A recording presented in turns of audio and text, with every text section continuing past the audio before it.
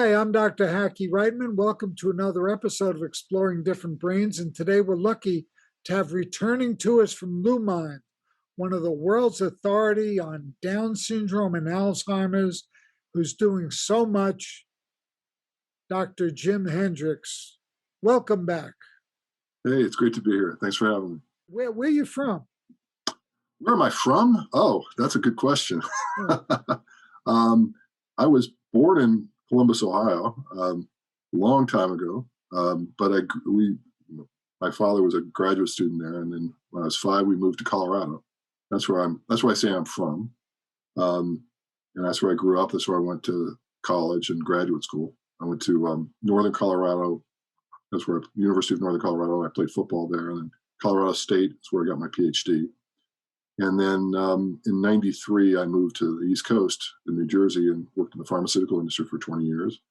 One of the reasons I started differentbrains.org is the overlap of all of these different pillars, silos: Alzheimer's, autism, Down syndrome, concussions, CTE, football. It all kind of blends together. And one might think of, if you were to look through the rearview mirror, maybe think of Alzheimer's as an end result. What are your thoughts on the relationship between CTE, concussions, Down syndrome, and Alzheimer's? What do you see there? So I think it's pretty clear that that concussion, and even in a younger age and younger athletes or younger people, can increase your risk for dementia later in life, or CTE. And I notice I said dementia and not Alzheimer's disease. I'd say the jury is still out on whether it increases your risk of Alzheimer's disease. In fact, I saw a paper 10 years ago, I think, where some researchers went back and they looked at men who had played football in the late 1940s, early 1950s, high school, college, and looked to see what their rates of Alzheimer's disease was. And of course, this is the leather helmet days, right? This is very little protective equipment. And what they found was that there was no difference in the rates of Alzheimer's disease among these men currently. And so I think that there's still a lot we need to learn about it. CTE seems to be driven. Just to say this, because that's so interesting about the leather helmet football days. And we had a guy when I went to high school, which I had gotten expelled in the 1st grade to 10th grade. This was my final school, and it was Snyder High in Jersey City. And it was a big public school, great school. I played basketball there. But our disciplinarian was Milt Singer, who was one of the 2 Singer twins who played without helmets and with leather helmets back in the old precursor to the NFL days. Many people feel the helmets these days are treatment is worse than the disease.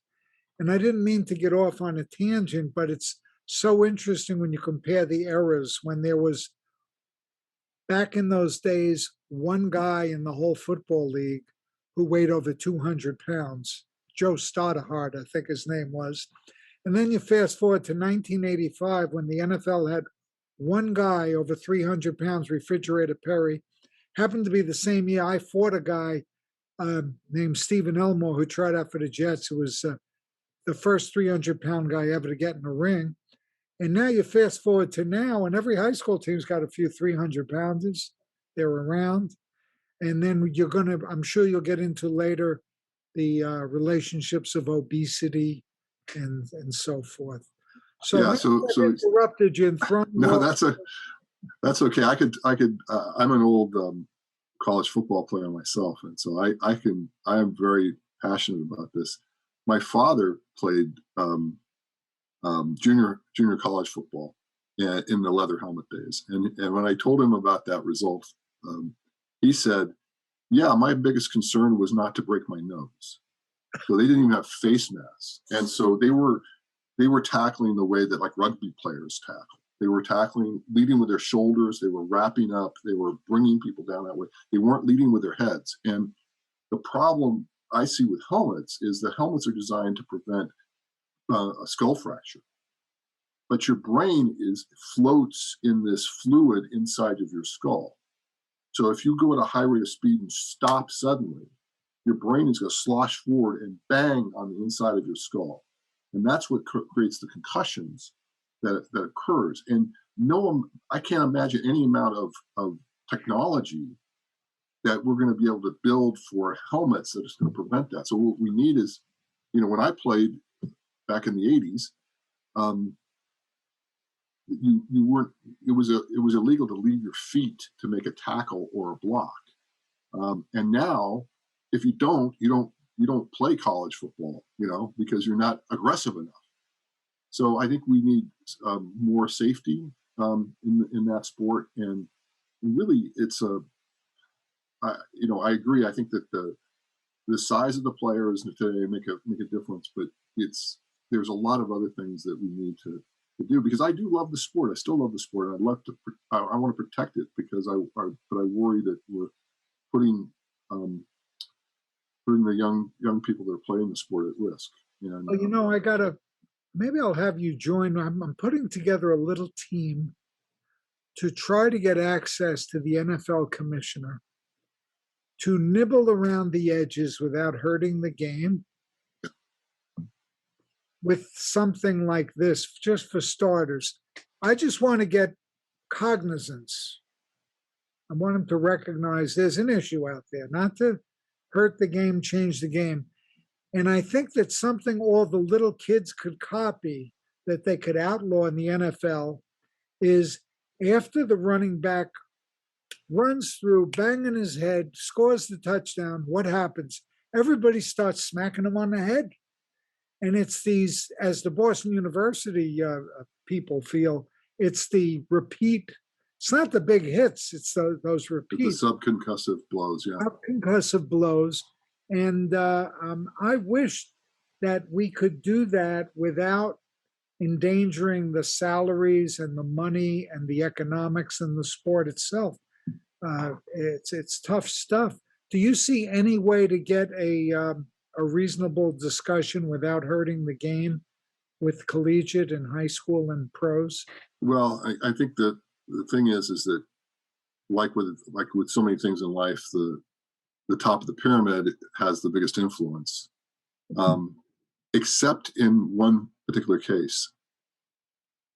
If parents are sufficiently worried about the safety of football, they're not going to allow their kids to play it. And you're seeing, I've actually been reading in some parts of the country, youth football programs being disbanded because there's not enough interest. And that's the problem. The NFL is the top most popular sport in America today. But, in the 1930s, 1940s, boxing and horse racing were the most popular sports in America. So these things can change. And if American kids don't play football, where do you get your talent, right? Because this is the only country that really plays that sport. If American kids stopped playing basketball or even baseball, you'd still be able to find players in other countries to fill the rosters. But football is not that way. And so I think we have to both influence the NFL to put a safer product on the field, because that will influence the way players play it in college and then so far in high school. And if parents feel it's safe, then they'll be more likely to say okay to their sons that want to play. Now, you mentioned obesity. This is my other concern. We in our country, we always sometimes I feel like we have an overreaction to everything. And we also know that obesity increases your risk of Alzheimer's disease. There's pretty strong evidence there. And we have an obesity epidemic in this country. We know that. Well, I don't want, in our effort to protect our kids from head injuries, that we then we overreact, and then we protect our kids, and they don't do anything but play video games, right? And they become obese. So if I think you were probably a similar type of kid. If I hadn't been able to play an aggressive sport like football, I probably would have sat around a lot because that was the kind of sport I liked, right? That was the kind of sport that excited me. I didn't want to run track. I didn't want to swim. I was a horrible swimmer, by the way, but I didn't want to do those sports. I found them boring and not very fun. Football was fun for me. Basketball was fun for me. Where you mix it up and you have to, you throw an elbow, or you go after your opponent. Those were the sports that were fun for me, but we have to figure out how to make them safe as well. That was so well said. That's going to be our best soundbite. Maybe we'll send that soundbite to, I was going to say, showing my age, Pete Rozelle, but that was 100 years. I remember Pete Rozelle well. Yeah. Well, it's interesting because George Vesey, one of the senior sports writers for the New York Times, whose brother is on TV with that other show. I was talking to George about this. In fact, I did an interview with him about it from the sports writer's perspective. He's a brilliant guy, great writer. And I don't say that because he did 3 feature articles on me back when I was having my 10 seconds of fame boxing. No, but he's really a thinker. And we were saying, how can we get the bully pulpit to be able to just get somebody to hear it in a non-threatening way, the way you just said it, okay?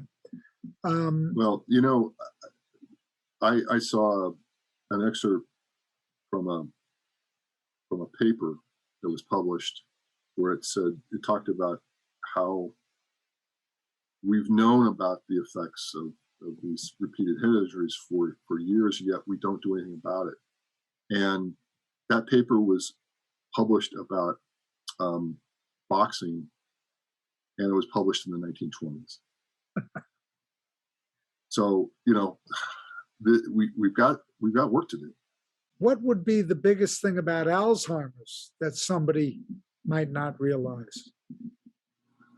I think that people think that we know a lot less than we do, because it's been, you pick up the paper, oh, another Alzheimer's drug failed.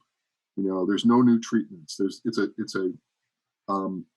It's a disease with no hope. And I think one of the things that we have to get out to people is that there are things you can do to reduce your risk as you age. One of the things that I always like to talk about is that how amyloid shows up first in your brain. And it shows up 10 to 20 years before symptoms. So if 65 and up is when you're most likely to start seeing symptoms, that means that your brain might be changing as early as 45 years of age. So you can't wait until your senior year or senior years to start worrying about brain health. And in fact, there was a paper in the Lancet about maybe 3 or 4 years ago that talked about all the dementia cases, not just Alzheimer's, but dementia generally, that could be prevented with lifestyle changes. And one of them was education. And basically, if people get at least a high school education, they lower their risk of Alzheimer's disease. So think about that. You're talking about childhood education and educational attainment of children or young people, young adults, changes the course of Alzheimer's disease when you're a senior citizen. That means that brain health is a lifetime thing. And that's what, when we were talking about youth sports a few minutes ago, that has a long-term impact. All of it has a long-term impact. You can't just say, I'm going to have a healthy brain when I start worrying about my brain. You have to start worrying about your brain and taking it seriously. And that's why, exercise, a healthy diet, social interaction, mental stimulation, being a lifetime learner, all of those things really seem to help reduce the risk of Alzheimer's disease. And it's never too early or too late to start working on those strategies. Beautifully said. Beautifully said. Um, when I gave a keynote out at the Aspen Brain Lab a few years back, and this got me in a little bit of trouble, but one of the things I said was,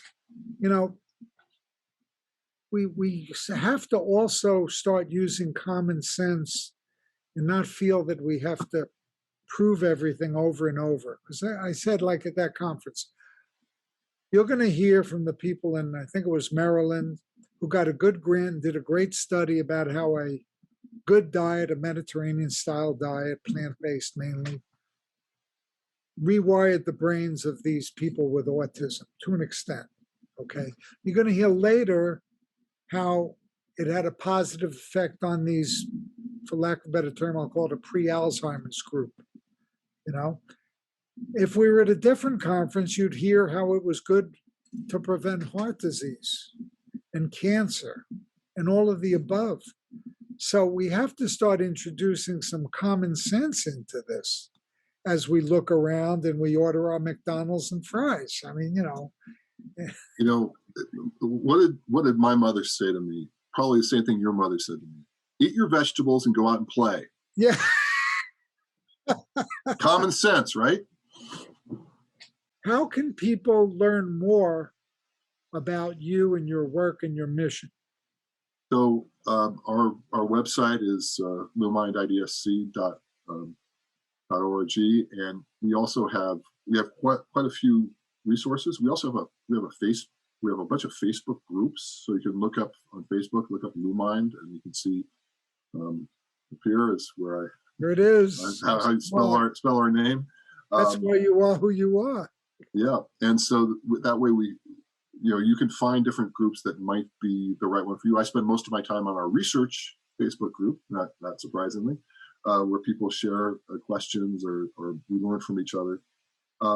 We also have a new offering for families called My DSC, My Down Syndrome Community, where you can sign up on our website, and it has lots of resources. It provides information on medical care, so specialty medical care. As I said, there's a problem that we don't have a lot of access to, it's particularly for adults. So you can find information about accessing medical care, and you can ask questions of expert physicians on the MyDSC app. We also, if you're interested in participating in research, there's research opportunities that you can do from home. I mentioned the MAP Habit study we just completed. That was something that people did at home. We have a program for people who are concerned about Alzheimer's disease called My Goal Nav. So this is for caregivers, and it'd be something that they could download on their computer, home computer, or their smartphone to track symptoms that they're concerned about as people might be progressing, their loved one might be progressing toward Alzheimer's disease. And we also we do surveys from time to time. We have one open right now. We have a caregiver survey that people may be interested in participating in. It's done with a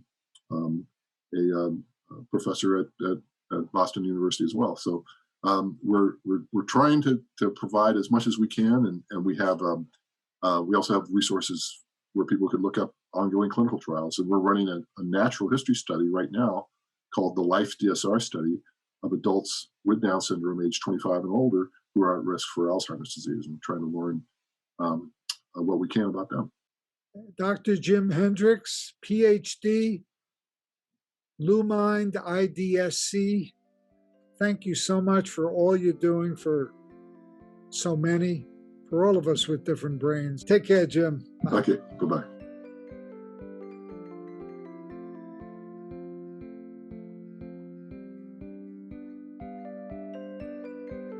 Exploring Different Brains is a production of Different Brains. Visit us at differentbrains.org.